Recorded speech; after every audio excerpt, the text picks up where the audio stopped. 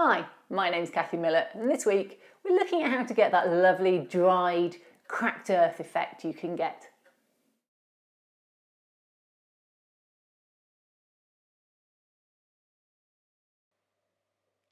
So cracked earth is very common in the summer or in any hot, dry, arid country. It basically happens when the top layer of mud dries out and pulls away from the rest of the layer. You find it typically more in clay soils where there is some kind of mass that holds the mud together. Sandy soils don't really crack in the same way. Sometimes though, the cracks go all the way down and they're not just on the surface. And certainly I've seen cracks like this in my garden, which is solid clay, in the summer when it's dried out. So this week we're looking at how to do dried cracked earth, and I'm going to use this diorama. It's got a concrete pipe. You can see it's got all the original the weathering that we've put on so far, so just need to brush some of those off. And we're going to look at how we get from this, which is a sort of basic diorama, to something a little bit more interesting perhaps. So one of the products that I was thinking of using was Agrellan Earth. Now this is a Citadel, their gaming product, and it's called Citadel Agrellan Earth. And you put it on, here's a test piece I did, and if you put it on thinly, then you get some quite fine cracking, which might suit HO scale. If we look at a little person, if they're walking on here, then these cracked bits of earth are as big as their feet, and I think that's useful to think about. These ones are obviously a bit bigger, but easier to see, and sometimes with modelling you exaggerate for effect because, let's face it, if you can't see it when you're like a foot away, yes, it'll look good in close-up photos, but people might miss all the effort you've put in. So quite often we'll do something this size just because then we can see it and people can see the technique we've been trying. It's very easy to apply. So basically, pot of paint, brush, apply it. But although it's very easy to apply, I'm just going to brush all this spare grass off that seems to be living here. We need to think about where it's going to be. So where will the soil have built up? In here. And I think it will have built up more, perhaps a little clear channel here where the thin stream of water might run, and then a thicker channel here where the soil will have built up as sediment and been disturbed, and then thinner again towards the edges. So I'm going to start with my pipe actually, and I'm going to put a good amount in my pipe. Now, just going to have to turn it around so I can actually see it. This pipe goes into a distance, so I'm putting it in a V shape into the pipe. And then I'm going to leave a little bit trickling down the middle as a little sort of riverway. I'm going to put this on and then I'm going to smooth it out towards the edges so it's a bit thinner. And I'm putting it on with a bit of a dabbing technique to get a bit of depth, because you do want a bit of paint on here for it to work, but you'll get a finer texture with a thinner layer. So thin layer towards the edge. Now it has only the one colour, Agrellan Earth, and if it's the wrong colour for you, at least I've never seen it in another colour, you may tell me there's 100 colours out there on the internet. If it's the wrong colour for you, you can always airbrush it later. What we're after at the moment is the texture. So here we go, we're just going down the edge here, quite thin actually along there. Come back and do that again with a bit more. And you can see just the rivulet of the channel going down there.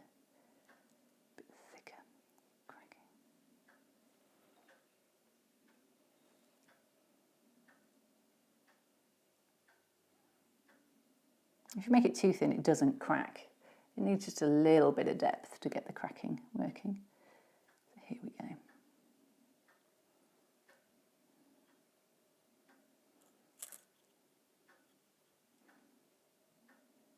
So I'm just going to leave this to dry and hope it turns out looking good. Okay, well, you can see that there is some cracking, but there's not as much as I'd want. So I'm going to put a second coat on. Bit of water on so that when this coat goes on, it doesn't go onto a completely dry surface. coat number 2. I'm just going to splodge it around the ones that didn't crack as much as I wanted.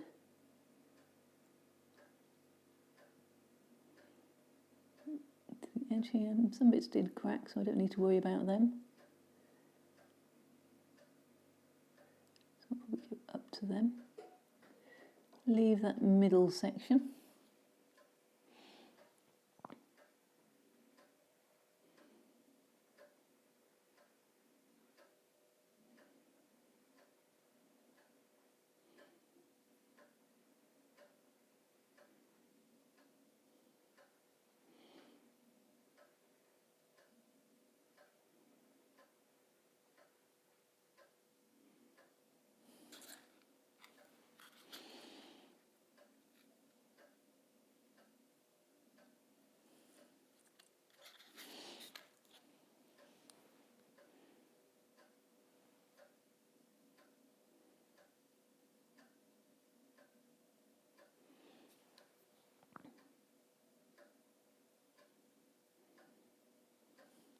And I'm just going to carry this on down here for a little, I doubt it'll crack in the same way, but just for a little bit of variety, but also to tie it all together, because otherwise there's a danger that this top half and this bottom half just won't look in keeping. Now, I'm not actually expecting it necessarily to crack, but it'll be a test, won't it?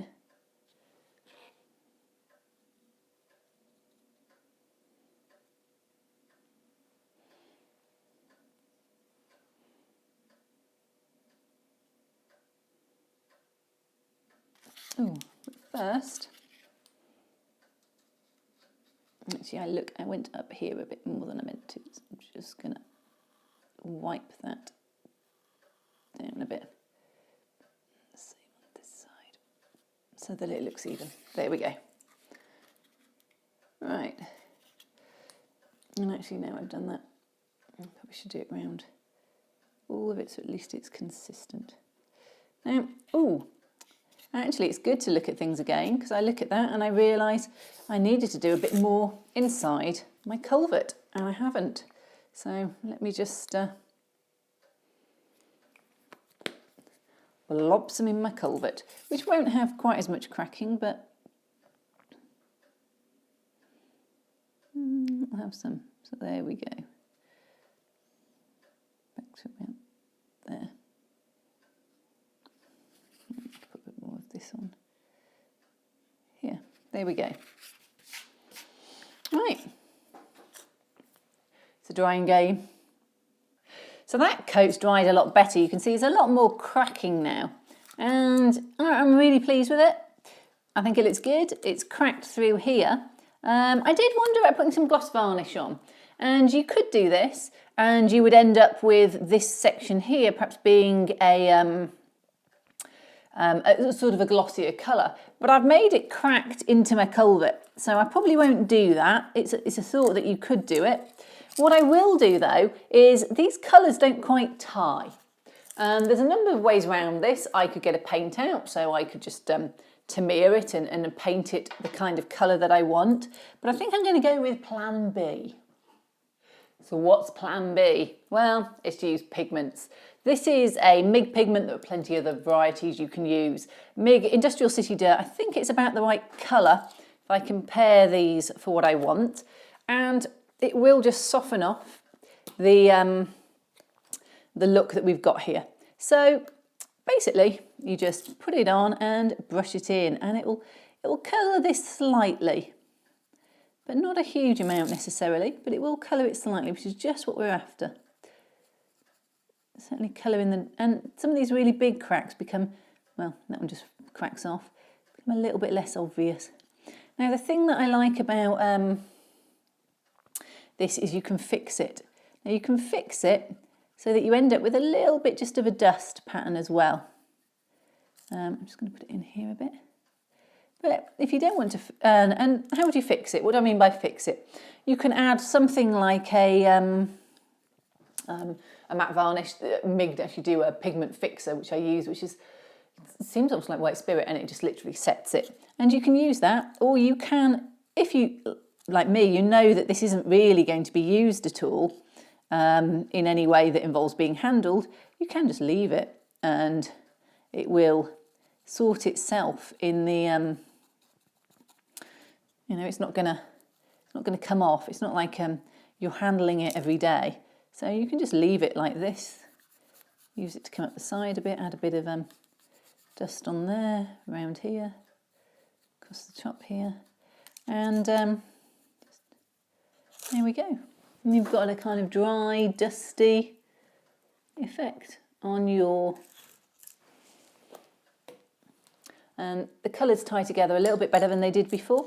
Still, not perfect, but you could have painted the rest of this down here with a similar colour if you wanted it all to tie. So here's the final result. We've got a quite a dry river, and I'm not going to do anything beneath the culvert because that's eventually going to tie into my main scenery. It's got the lovely cracking that you want. Some of it's quite fine, some of it's quite obvious. It's cracked into the culvert, and it's all just going to sit there. And you see, where you put thicker layers on, you get bigger cracks like I have down here. It's subtle. It's not something that people are going to go running across your layout and go, whoa, you've got cracked earth. But as they get in and they look at the details, they'll begin to see that there are some elements of cracked earth in there. And I think that does make a huge difference. Just adds a little extra layer of texture. So when talking about cracked earth, well, I first saw this particular product on Luke Towan's YouTube channel. He does some amazing dioramas too, so do check him out.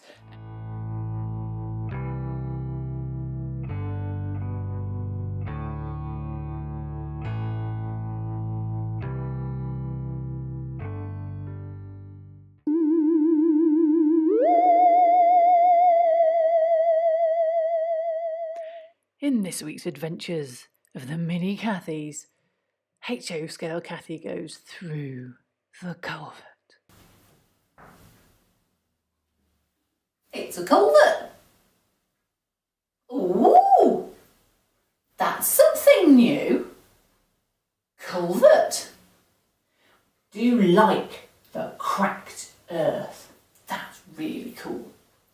Looks a bit drier this one than the other one, so I'm going to try going in this one. What do we think's in there?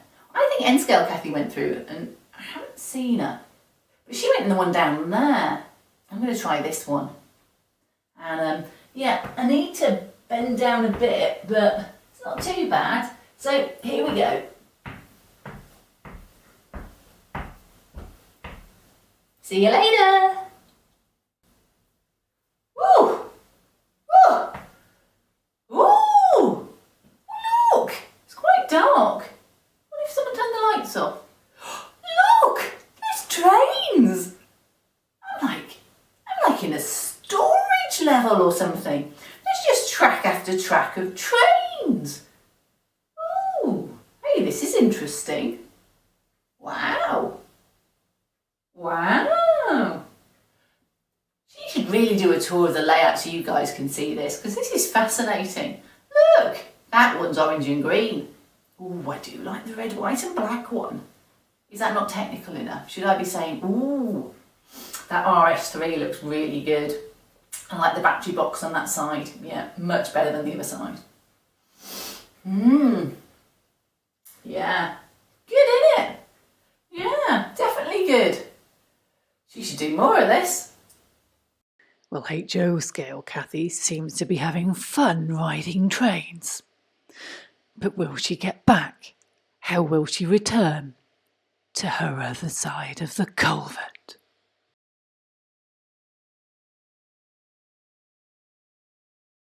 Well, I hope you enjoyed this week's episode on cracking your earth.